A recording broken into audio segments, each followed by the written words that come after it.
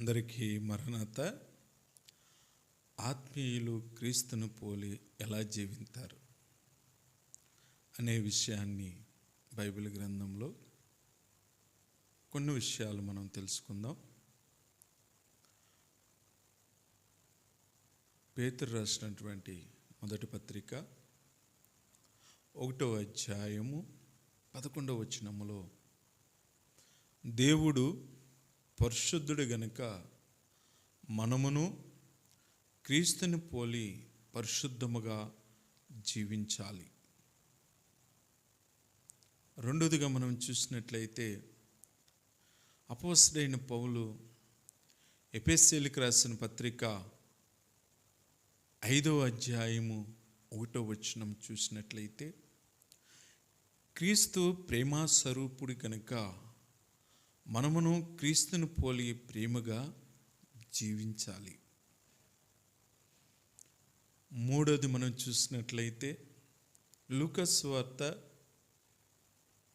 6వ అధ్యాయము 36వ వచనము చూసినట్లయితే,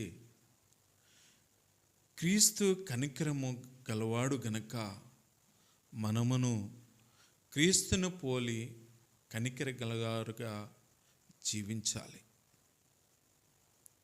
నాలుగోదిగా మనం చూసినట్లయితే అపోస్తలుడైన పౌలు ఎఫెసీయులకు రాసిన పత్రిక 4వ అధ్యాయము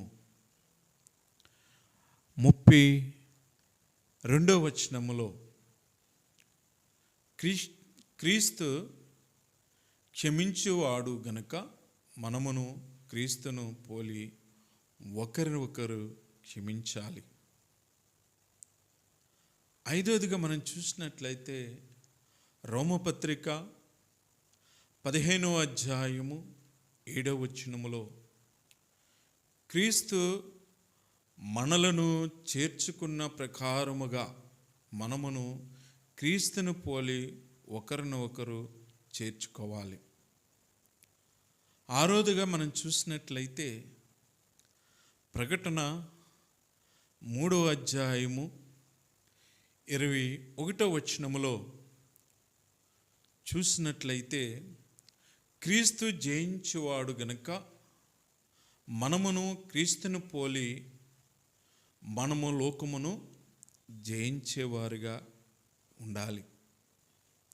ఏడవదిగా మనం చూసినట్లయితే మత్తయి సువార్త 5వ అధ్యాయము 48వ వచనములో చూసినట్లయితే, క్రీస్తు పరిపూర్ణుడు గనక మనమును క్రీస్తును పోలి పరిపూర్ణులుగా ఉండాలి. అందరికీ మరణాత.